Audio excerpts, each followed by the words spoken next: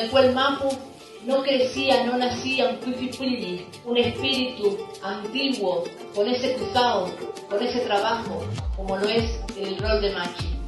Y los Wincas saben qué tan importante es para nosotros ese rol, y por eso le encierran. ¿Qué van a poner en duda? ¿Nuestra ancestralidad? ¿Si somos invasores? ¿Cuánta sangre mapuche tenemos? Somos un pueblo preexistente al Estado, argentino y chileno, y constantemente venimos siendo despojados. Parques Nacionales se creó para que después funcionarios políticos empiecen a repartir los territorios a sus amiguitos extranjeros. 7 hectáreas son en las que viven nuestros Pulamuen de las que Mapu.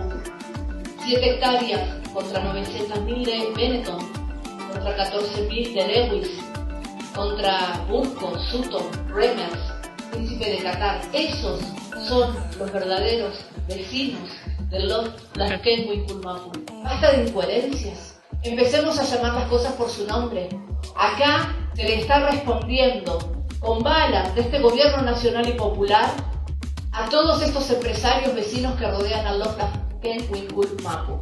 Yo sé que Bariloche está lleno de gente mapuche, que también le cuesta un montón asumir su identidad, porque fuimos tan discriminados, tan maltratados, tan mano de obra barata, tan nadie, que cuesta un montón decir que hoy soy mapuche. Pero a todos esos Pulamuen que estén escuchando, tenemos que manifestar, tenemos que apoyar a nuestra Lamuen Machi, tenemos que repudiar esta situación. Y a todas las organizaciones sociales, porque esto es un acto de aleccionamiento y a entender que a nosotros no nos interesa ninguna especulación inmobiliaria, no nos interesa vender el territorio, no nos interesa vender la madera, no nos interesa siquiera el turismo, nos interesa ser mapuche en nuestros territorios, practicar nuestra espiritualidad, tener nuestra Lamuen Machi, pero por Rafael Nahuel Yem, por Elías Callicol Garay Yem, incluso por Santiago Maldonado, no nos van a detener.